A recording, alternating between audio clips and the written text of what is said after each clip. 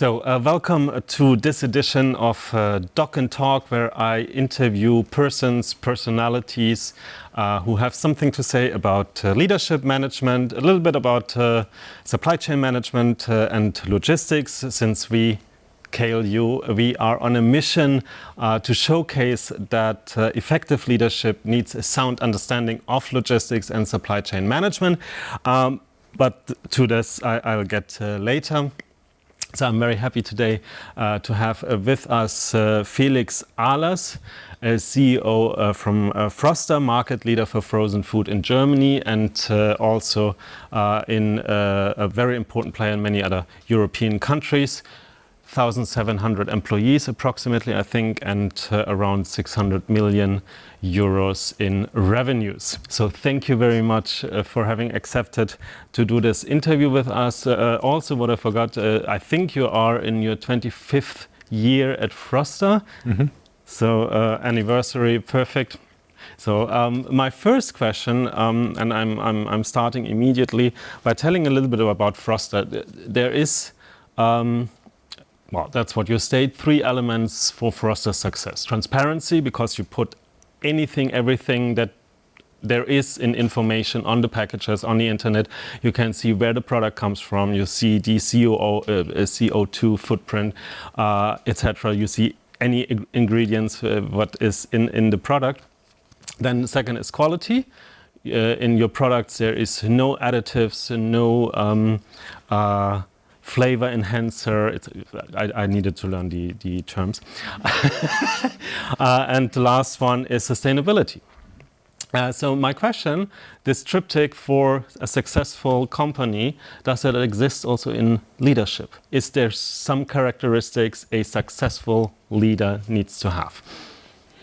Well, maybe transparency, because I think we are also a share company, so we are quoted on the stock exchange, and I think it is actually nice because it forces you to be transparent. So you need to declare your numbers, you need to declare your results, and it also gives a general attitude in the company to be transparent about everything we do. And we have that, I think, and people that working with us, they like it, I think. In terms of transparency, do you think that there is a limit to transparency? You know, sometimes I think about that. So how far can you go with your employees in being transparent?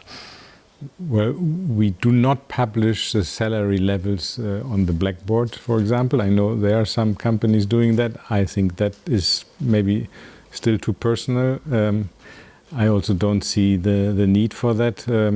But apart from that, really, there's few things which we would not make public, let's say, inside the company, of course, as long as it does not hurt the privacy of people, I would say. But other than that, I think a lot of things we do are very transparent. And yourself, what makes you a good leader? Well, I don't know. Maybe not to take yourself too serious and too important. Give the people freedom and space to develop, and give them responsibility, I would say. Okay. And obviously I have to ask, what's the thing you could improve? What your employees would say, well, that would be nice if it was different. Sometimes I'm probably too curious and I like to go too much into the detail, but it's more out of curiosity and not out of distrust, I would say. But people sometimes see that as if I would not trust them. So this is something that I have to, I think, get better in. Yeah. Okay. Do you think a good leader needs to be pragmatic? Because I explain you my question, because when I read about you and when I prepared the interview, I think you're a very pragmatic person. So do you think good leaders need to be pragmatic? And I'm going to give you afterwards a couple of examples. Yeah, probably. I think they need, first of all, to know the business quite well. And for me, it's a bit easier because I did cooking education. So I was a professional chef when I was 18. And we do food. So in a certain sense, I have a nice advantage, I think, sometimes, because I really know the basics. And that is also maybe sometimes a problem, because that's why I'm so curious about details. And in the end, it's about eating our own products and producing good food that we also like to eat ourselves. And for that, it's sometimes nice to understand the details. Mm. The apprenticeship you did in the, well, actually you did it in the Bristol in Paris, for information. By the way, was it at the Epicure, or but because they have more restaurants, so I was wondering which at the time I think it was 25 years ago. There was really one restaurant, but there was it was already a 2-star Michelin restaurant. Okay, then so it's the Epicure. Yes. Well, congratulations. But I think this would be for me also an example of a very pragmatic decision, because obviously you could say, well, it's strange that he does an apprenticeship. Maybe it was planned that you take over the company, so why an apprenticeship? And I think your father was probably very supportive. I read it, or I saw it, very supportive in this decision. Mm-hmm. And then I was thinking, well, but what would have what happened if Felix said, well, I want to do an apprenticeship in, I don't know, something completely not related to food, because as you said, to become a chef is very handy for your career. Yes, that's true, but honestly or fortunately, my father was very, I mean, his problem was that his father was very tough on him and told him exactly what he should do, and he hated that. So with me, fortunately, he was opposite, so he didn't any time influence us at all. So that was very good, and it was just by curiosity, by luck, or by whatever, that I was curious about cooking always. When I was already a small kid, I liked to cook. For some reason, I don't know. He hates cooking, but I like it. So it's. And you, in your leadership style, did you take any? Well, I don't know if example is the right word, but from because in a kitchen, in a Michelin star restaurant, it's quite a tough leadership style. Yes, it's very hierarchically. Yes, sorry, but it is indeed. It's quite tough, and but also it's a good training, because you need to organize very well. You have big banquets. You have to plan how to prepare them in time, because when you have 1,000 people eating these small canapés and so on, you have to really prepare in advance. And I think preparation and planning is something that you learn very early. Okay. And so that's also what you now apply at Frosta. Well, planning, at least a little bit, yeah. So not in this army style, yes. I guess. Yeah, yes. But I think it was a good school for the beginning, and it's also when you go out of school and first of all you have a practical experience where you work with your hands. It's a nice change from 18 or 13 years of school, and even doing something with your hands once in your lifetime, and also before going to university. So for me, that was a nice experience. And sometimes when you prepare a meal or something, and you do something with your hands, it's still a bit different feeling than when you do something intellectually. Mm. For your studies, then you stayed in Paris. You went to Dauphine University, and then later on you did an MBA at Kellogg. Mm-hmm. So there you got closer to the management and leadership position. Another very pragmatic, I don't want to downgrade the decision because it was a very tough decision, but in a certain way, I think it's also a pragmatic one. At Frosta, at some point you decided together, with your dad, because he was still the CEO, to do this purity command. Reinheitsgebot. I didn't know how to translate that. Purity command. So you decided in Frosta dishes, no additives, no. Mm-hmm. Exactly. It was a very tough, bold decision, because that was completely going against the market. But at the same time, maybe it was, well, that's not my interpretation, but you're going to tell me, it was maybe there was maybe no alternative, because in the end, the whole industry tried to become cheaper and cheaper, obviously by becoming or producing less quality, then there were consumers lost, so you needed to even go cheaper. And since you were not the market, or too small maybe to compete with the competition, so it was kind of the only, but very pragmatic. It was, yeah, but it was also in a way quite simple, because we were just looking at one point at our products, and we realized that the world of the restaurants and cooking at home is a totally different way of preparing food than the industrial way of preparing food. Unfortunately, in the last 60 years, in the Western countries, the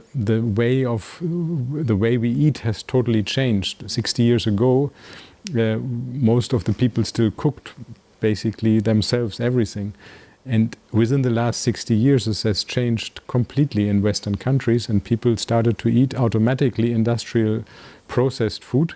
And with that, a lot of these food additives, which are actually made only for one purpose, and the purpose is to make food cheaper and to make it easier for machines to produce them in big quantities. So today you can, with 3,000 different flavors and some emulsifiers and so on, you can imitate all kind of natural ingredient you want for about 2 or 3% of the price of the real ingredient. So this is, in a way, you could say it's a technical advantage, because we create something artificial that costs very little. But on the other side, it makes us eat not good anymore, and more artificial, which I believe is not that good, because people can't adapt to this kind of new ingredients in this very fast way. Yeah? 60 years for human nutrition is nothing.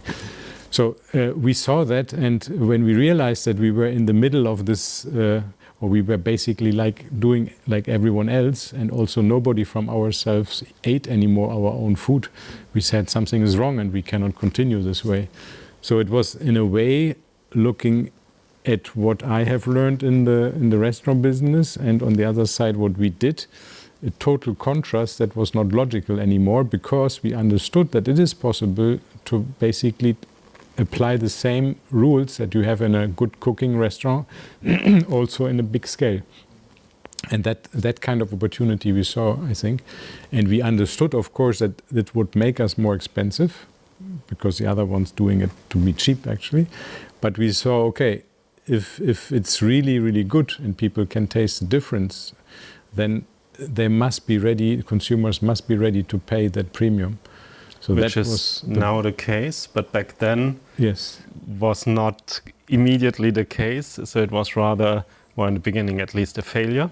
Exactly, yeah. The problem was that we were extremely enthusiastic, of course, because we loved what we did, of course, for the first time, really, because before, as I said, nobody liked it. And then we produced a lot, and on the 1st January we started, and then a lot of consumers didn't really understand, because they knew us as a cheap kind of brand for food, and they didn't understand this transition very fast. So we repositioned the brand and believed that people would understand right away, which of course is unrealistic. I was wondering if you were biased by your experience in France. Yeah, because, or I rephrase, Germans are very price sensitive. Yes. And I have the impression that the French ones for food are less price sensitive. Maybe you were biased and you thought they would pay, the Germans would also pay 30 cents more for... Yeah, it depends. I mean, when you look at France, it is true, of course, French people, they have a much higher image or much higher interest in food and are ready to spend a lot. But on the other side, you also have the highest level of McDonald's in the European market in France. So there's a bit of contradiction also in the French market. So I don't think it's because we expected something, or from my experience in France, we saw that happens in Germany. I think it was more the underestimation of convincing or millions of people very fast. Yeah, this is not that easy when you are already an existing brand that stands for something, and suddenly you change it totally. People need time to understand. Have you ever thought about changing the brand name? Also because Frosta, I mean, Frosta is frozen, and frozen food is assimilated with not the best qualities of, you know, you have, I don't know if it's... Yeah, and it still is actually, because the image is still not very good. So 80% of people, they buy fish and vegetables, but meals that we have, for example, much less, only 50% of people buy it, because they have still some negative connotation, which is normal because most of the processed food is not good. So it's actually understandable.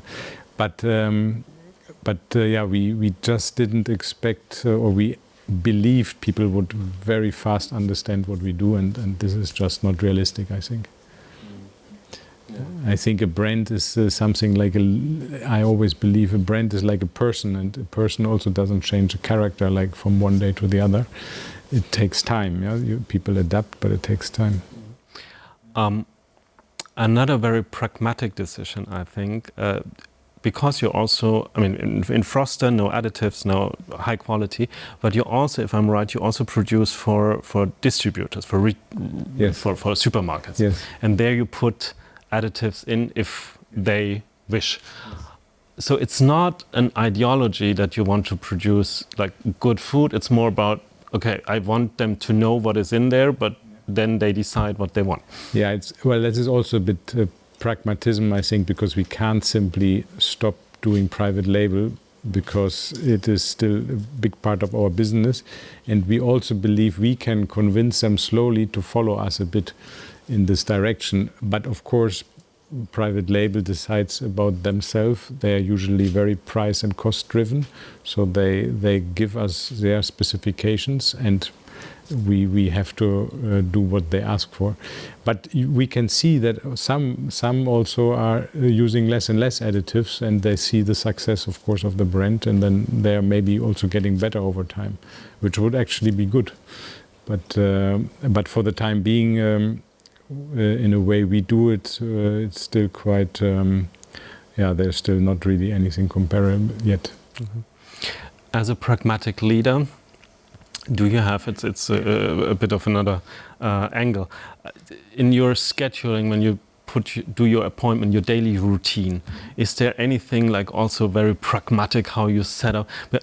I recently saw an interview with Jeff Bezos, who said he's only doing the important meetings, he calls them brains meetings, mm-hmm. in between 10 and 12 in the morning. Mm-hmm.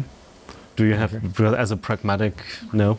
No. Or you can't say? Because I was wondering, Jeff Bezos, now everybody who gets a meeting in the afternoon mm-hmm. Has the impression not to have an important meeting. Okay. I don't know. No, nothing special. I actually believe internal meetings should be rather in the afternoon, because in the morning you should have time for your clients and for your job. So I prefer meetings in the afternoon.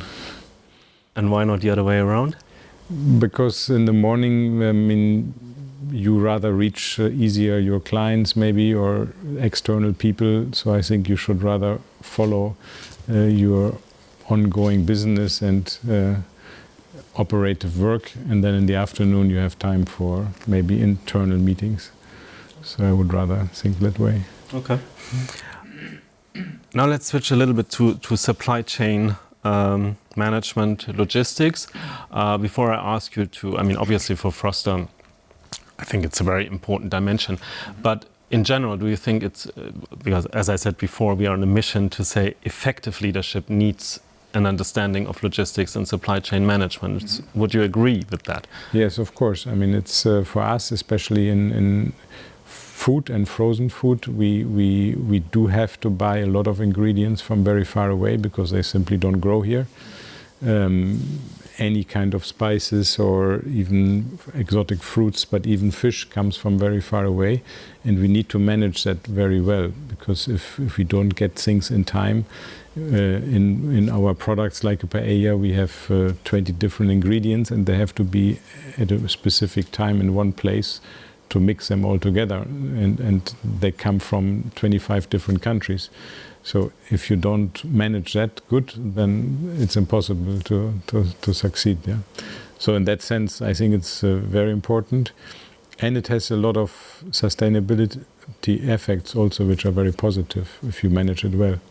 Any examples on that? For example, we buy our broccoli in Ecuador, and it's really good to buy it there. It would go against the intuitive feeling that you would buy vegetables only regionally, but you have very, very obvious advantages. First of all, we grow in Ecuador at a level of 2,500 meters altitude. So it means there's no bugs, no insects almost, so we don't use any pesticides.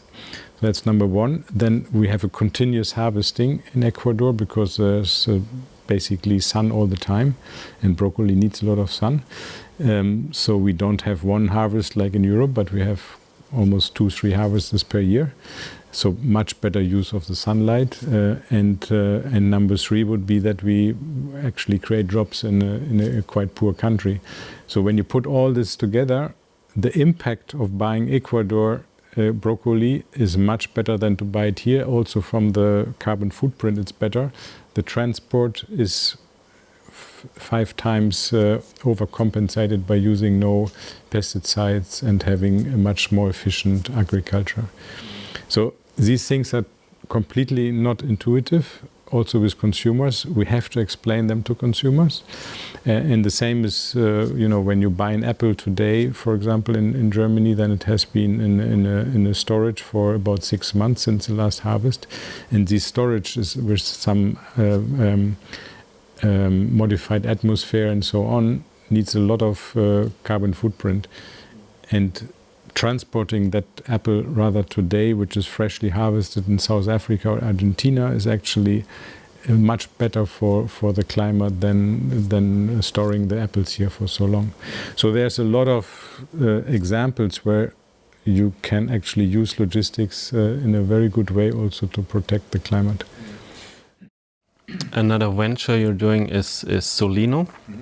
And also because you said before that creates jobs in the broccoli creates jobs in a country where they need better paid jobs. The same is kind of the same concept is with Solino. Maybe you want to explain yourself what you do with Solino. Yeah, but that has nothing to do with frozen, unfortunately. But I was going to Ethiopia one day more privately, and I always thought I would like to do something for other countries which are in a developing phase, but I always felt bad just to donate money and send money just like that. So I went to Ethiopia and I met people there, and they very clearly, all of them told me, look, the problem we have is not to sell you more coffee, because green coffee is a world traded commodity. We can sell it everywhere. It's not a problem. The problem is that we as Ethiopians, we never do the value addition. We only do the farming, but the whole value addition is happening in your country, so in the West.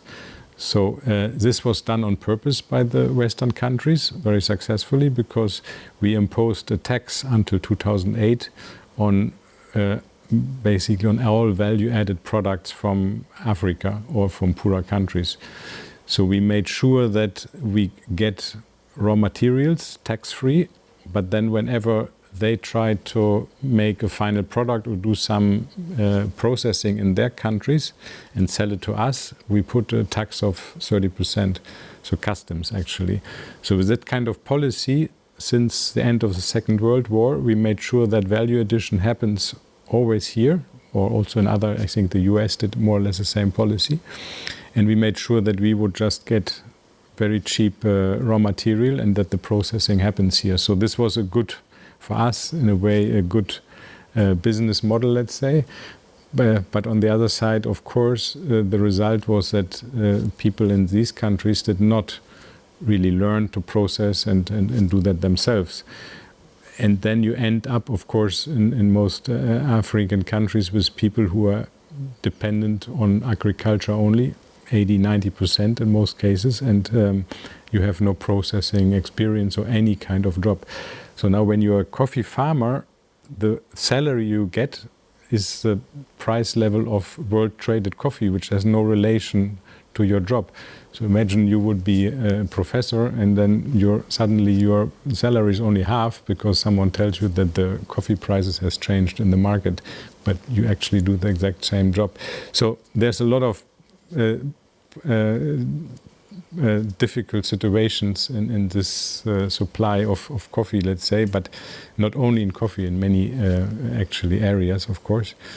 So the idea was then to say, okay, why don't we do it then locally, the processing? So we helped some roasteries to produce products, finished products, which we now import here to Europe and distribute it here in Europe. So it sounds easy, but in the end, because there's no experience and expertise in making a finished product, the learning phase was quite long, but that was actually a nice help, I think, for them. And it actually works very good. So. Did you manage to produce the honey? Because at some point you wanted from the coffee flowers. Yes. Did it work? No, with the honey. Not yet. So that's also a very funny thing. The problem is that the countries themselves are very bureaucratic. Also Ethiopia is very bureaucratic. And they do not understand what is actually needed in the law to make these kind of things happen, to support processing. So there's, for example, a law that you cannot transport anything else than coffee in one container. So if I want to put some honey inside the container, it's not allowed. So I would need to create a different supply chain now with containers full of honey to start with the honey. But honey is a much more difficult product. It's much lower consumption, higher price, and so on. So it's not that easy to suddenly ship full containers of honey from Ethiopia to Europe when you don't have any client. So it's a very silly little detail, but these countries are unfortunately also not used to how to manage this, and the law is not helping, unfortunately. Yeah, that's interesting, because you're not saying that only about the Ethiopian politicians. You're also saying it in some ways of the German politicians, that they don't know what they're actually deciding. Yeah. And you said that, I think, for the Nutri-score. Yes. Yeah.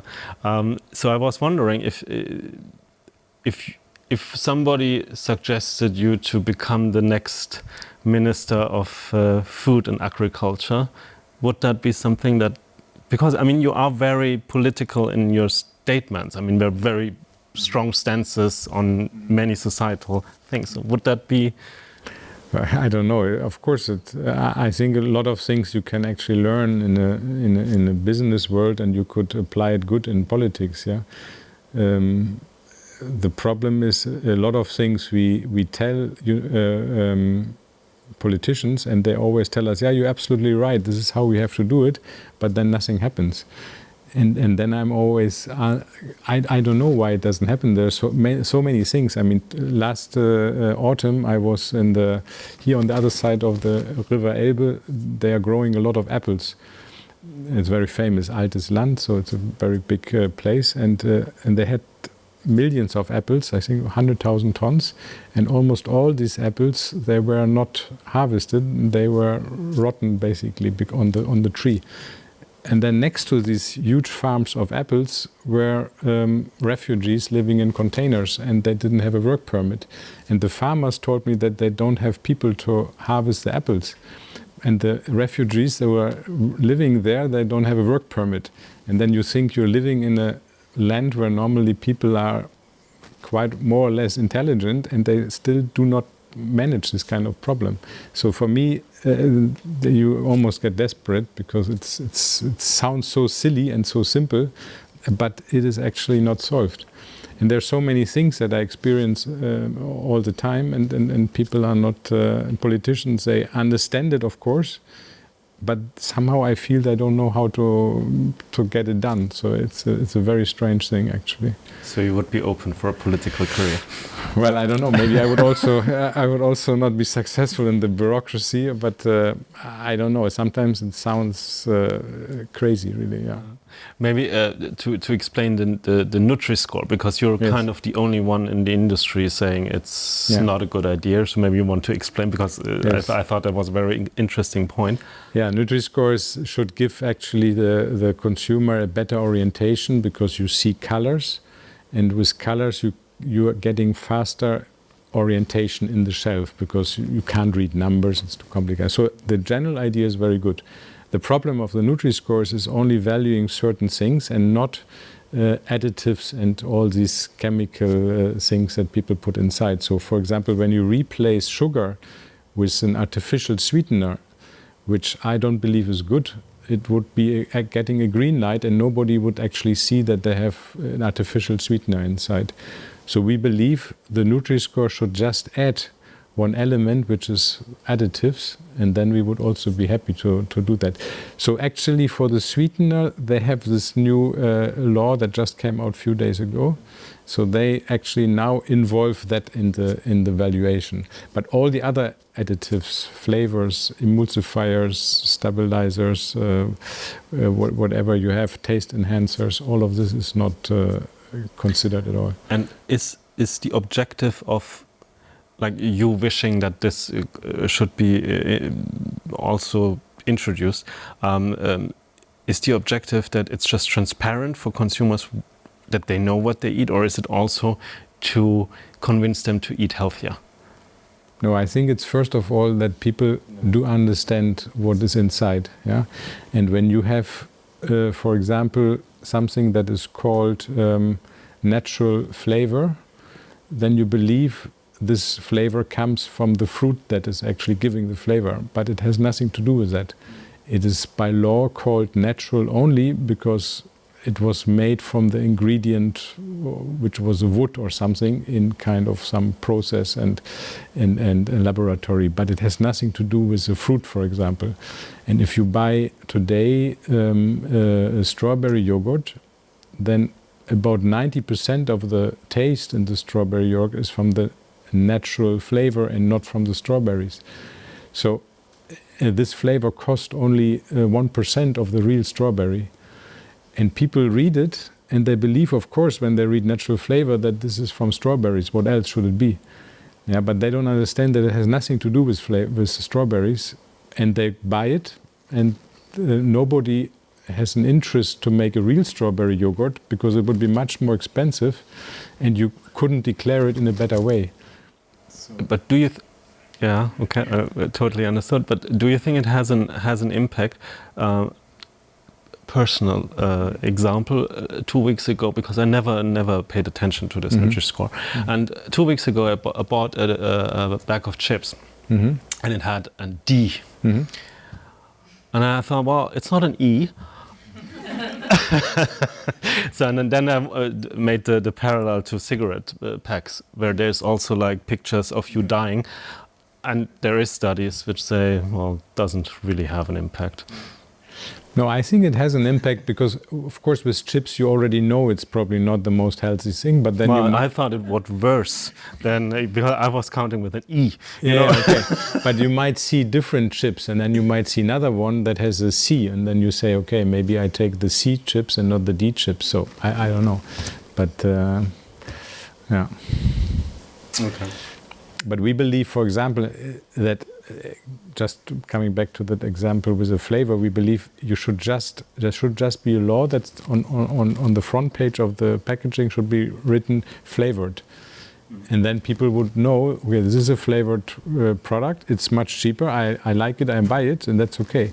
But the other ones who would see that it's not flavored, they would say, okay, I pay a little bit more, but I know it's from natural ingredients, and then you can have easy orientation. So the crazy thing again in politics is that for tea, the law exists already like this, but for all the other food, it does not exist. So especially for food for kids, I believe, where they get oriented very fast with the taste and so on, it should be, first of all, for kids' product, of course. Do you know why for tea it exists, or is it just? Do you know why for tea it exists? Because we don't. Because probably some kind of lobby has managed to do something, but it's really a black box.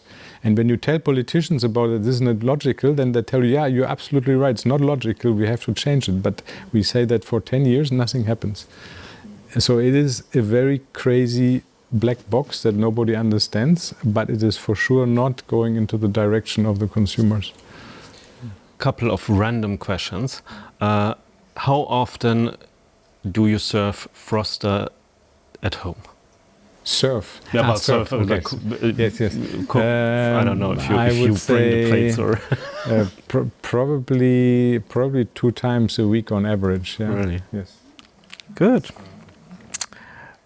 Other question, what frustrates Felix Ahlers, I understand the politics, probably is a point of frustration. Then I thought, because this is what I remembered of fish sticks, and Iglo is your kind of strong competitor. And I was thinking, when all these advertisements, you just changed kind of, to better quality, and then you have all the Iglo, Captain Iglo advertisements, and you see people going crazy for Iglo fish sticks. Did that frustrate you? Well, that's how it is. I mean, I think we just got the best test result because our fish fingers were tested and got the first place in this Stiftung Warentest. And it's mainly because we have a very good way of cleaning the oil and refreshing the oil, because fish fingers are pre-fried. So when you go to buy chips also, and the oil is not fresh, then it doesn't taste good. I'm sure it's not so fresh. we take very much care of that and got a good result. So of course there's always other brands and competition, but that makes you actually try to be better. Another point of, at least I would be completely frustrated with that, in your supervisory board, the chairman was for a long time your father, and he's still on the supervisory board.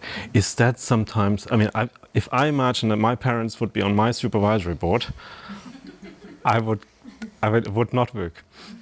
Well, as I said before, my father, we are a little bit opposite. My father likes numbers, but he doesn't like cooking, and I'm a bit the opposite.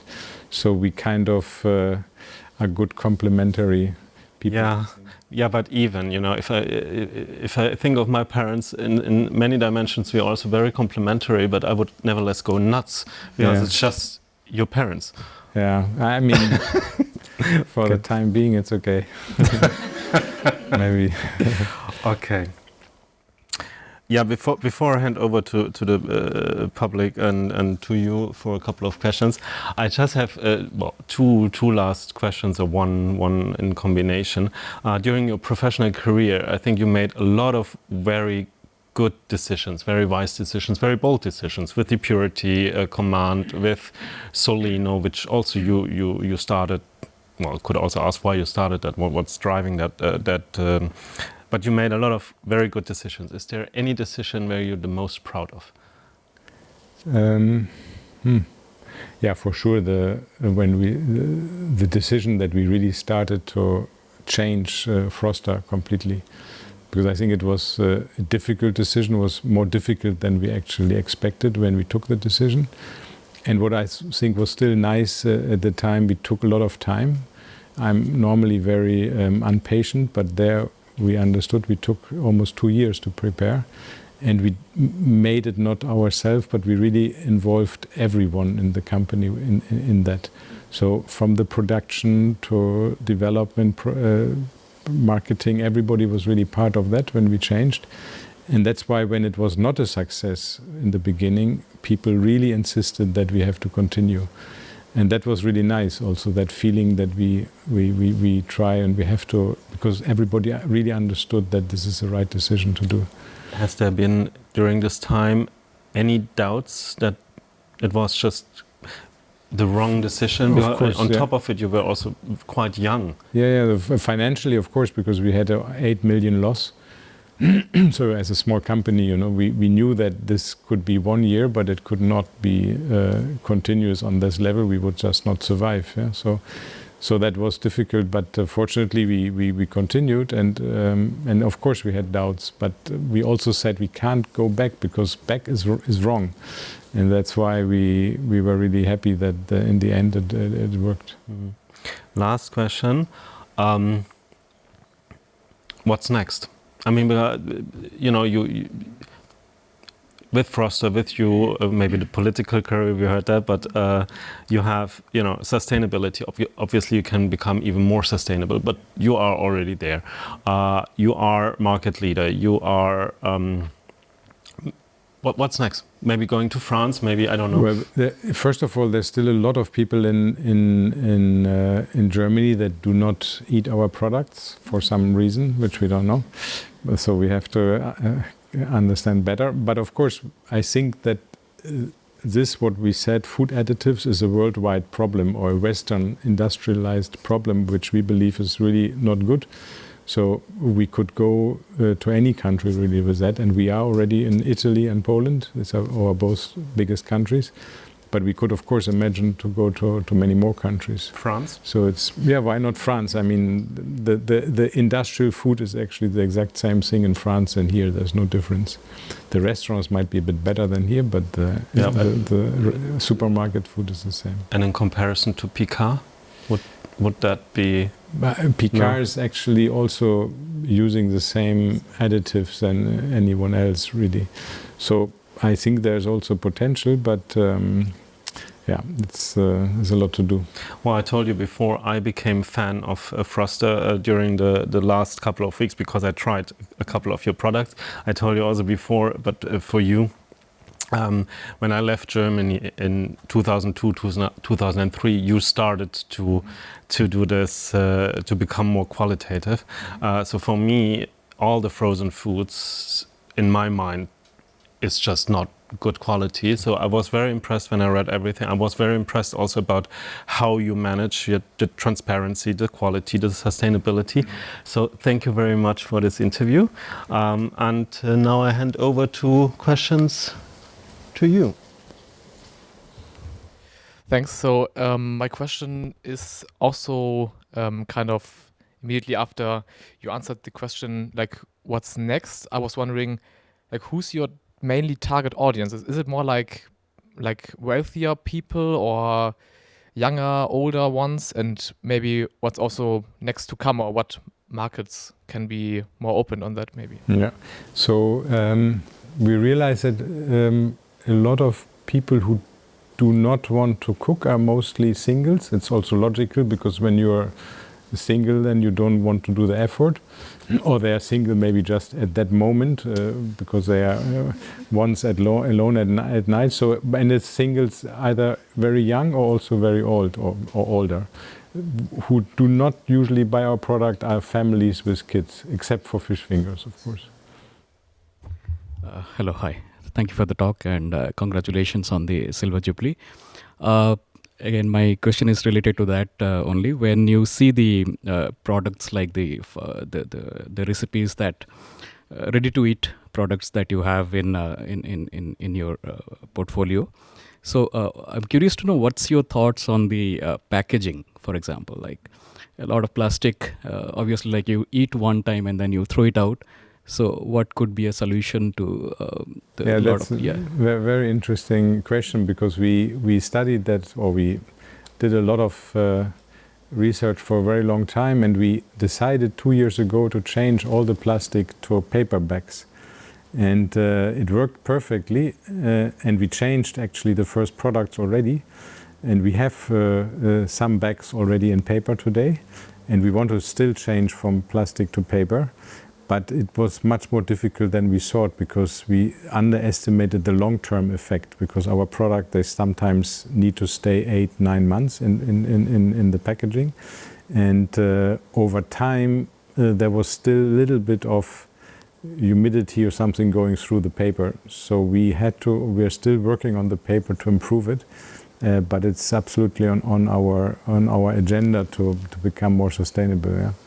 It's important, and the interesting thing is also the reason why paper is really better from the total, let's say, footprint, including climate, everything, water, air, and so on. Then the reason is really that the recycling quota is for paper about 80%, and for plastic is only 20%. So that makes paper actually much more environmental friendly. Yeah, so it's more an issue of recycling than an issue of the product itself. Yeah. So, but in the end, paper is much better than plastic, at least today. Yeah. So that's why we want to change. Okay. Yeah. Hello again. I want to know, when you started Natural Foods, how did you inform your customers? You know, you were known from something else before, and now the new natural food. Yeah. How did you inform them? You know, the marketing mix and all of that.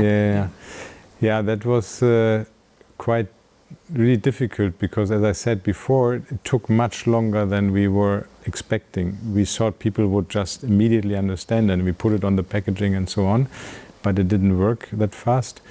And basically, what we did is that we started, for example, on the internet with a blog.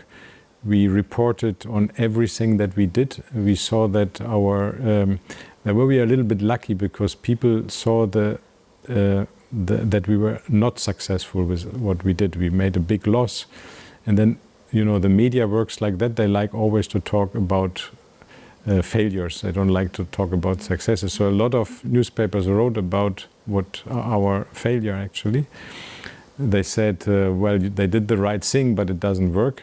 And then also with that help, indirectly, our problem became a bit known. And I think it took just time that people would taste and then say, oh, suddenly it tastes good. And then it took just a lot of time. But we did a lot of small marketing and very transparent communication on our website and so on. We did a blog at that time. At that time, there was no Facebook in 2003, so it was a different time still. Yeah.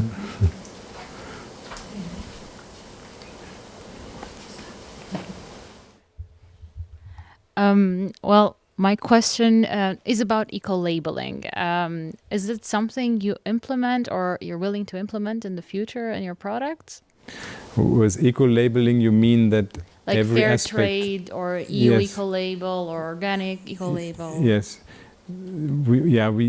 The problem is with the labeling that there's so many labels that consumers usually tell us that it makes them very confused. Yeah, so we have labels about sustainable fishing practice. We have label of our no additive. We have label about vegan. We have also a bio range. And of course, ideally, you would have one label that is very famous and everybody trusts, but in reality, it doesn't exist. So I think it is in the end the brand that stands for something, and the labels should, in a way, be included in the brand somehow, because people should understand that the brand stands for sustainable fishing and all these other aspects that you should cover. Yeah. So if it's too confusing, it's also complicated for the consumer to get good orientation. So.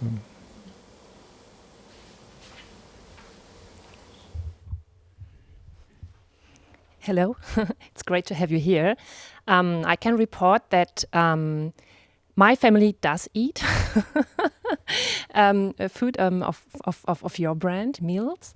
And if I remember back, we started doing it during the COVID pandemic because my husband and I started to work from home a lot, like so many people.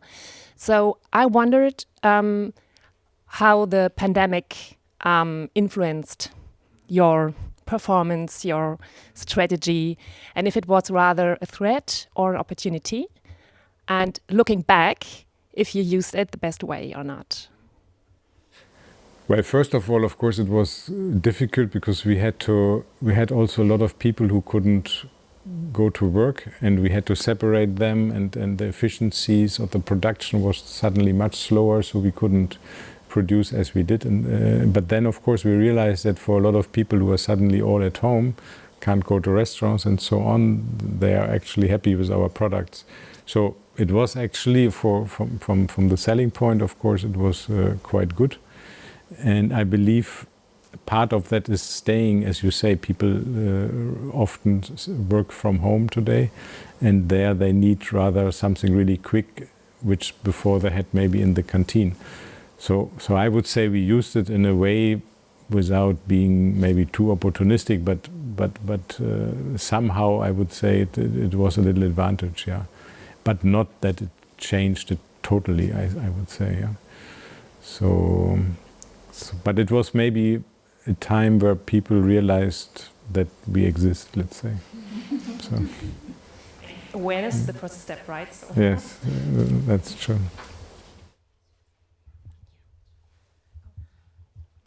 Hello.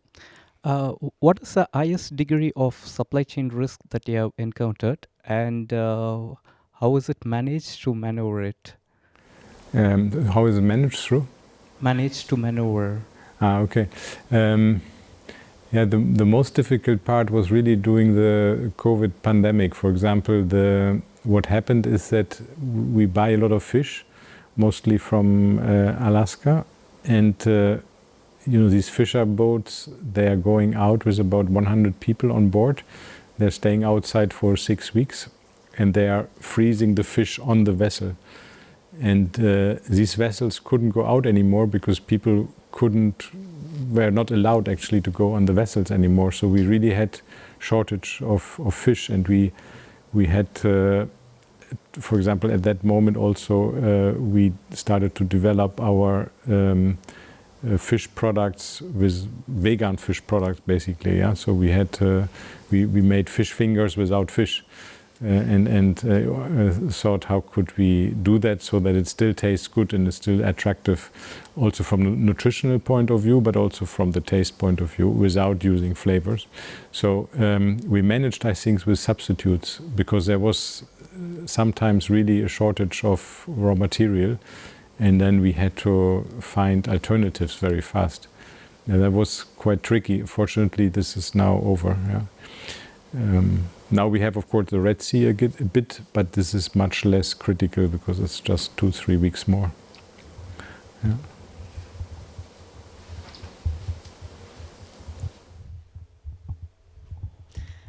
First of all, thank you for giving us all these insights. It's really interesting what you can tell us, and it's really nice to hear that. What I would like to know is maybe interesting for young people to know from your experience, since you are a chef with practical experience too, but then after that you decided to study. What would you say, how important is this background, being not just a theoretical thinker and imagining how it would work, but also knowing from scratch how things would work and actually have this information too? Because as you might know, the KLU also has this background from the founder, having a very practical background. And what would you say? Is this the key to success in some way? For us, yes.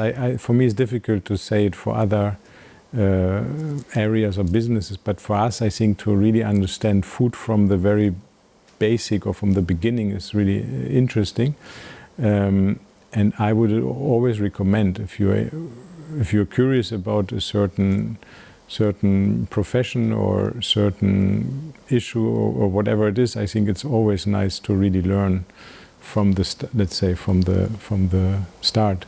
So, as I said also before, I think also a practical experience is good once in your lifetime at least. If you only work with your head all the time, it's also nice that you can work a little bit with your hands. So for me, it's a good, and I would recommend to everybody. Also, you meet very different people that maybe later in your life don't really closely meet anymore. Yeah, because mostly people who become a chef, they don't go to university. So, and later on, you rather have people around you which have more or less the same education than you have. Yeah, so it's also gives you a different perspective, which is, I think, nice. Yeah. Is there still someone you are in contact with from the times where you were a chef? Yes, absolutely, yes. Still very nice people, yeah. Not many, but two actually. Yeah. Does the Bristol know that the CEO of Frozen Foods has made an apprenticeship at? The chefs actually, they rotate very fast. So there's not even one person anymore that was there at my time. So, but the people that I know, of course they know what I do, and they are still chef and they're still working in restaurants and different ones. But it's nice. Yeah. Okay. Will there be a Hello Frosta?